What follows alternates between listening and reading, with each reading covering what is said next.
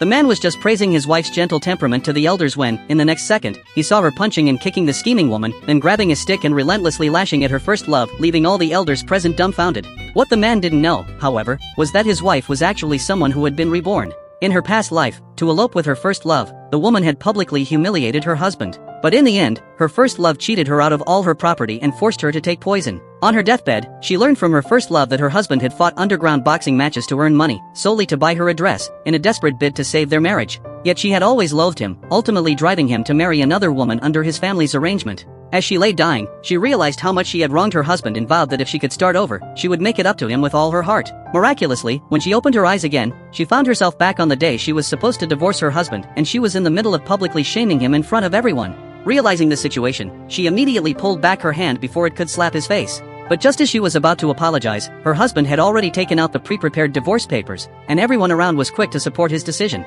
Just as he was about to sign, however, she suddenly rushed over and tore the papers to shreds. Seeing the distrust in his eyes, she immediately took off the dress her first love had given her and kissed him in front of everyone to prove she had repented. But her husband, whose heart she had shattered, stopped her, convinced her actions were just a ploy to get money for her first love. Suppressing his love for her, he walked out of the room. As she was about to chase after him, a servant informed her that her first love was asking to meet her. The mention of his name triggered memories of her tragic past life, and she was so enraged she could barely stand. Unbeknownst to her, her husband saw this from behind the door and assumed she was about to run off with her first love, filling him with sorrow and resolve to leave. Little did he know, she had agreed to the meeting only to order her servants to beat her first love mercilessly. Sure enough, half an hour later, he saw his wife coming to him with pastry she had made by hand, and he finally learned it had all been a misunderstanding.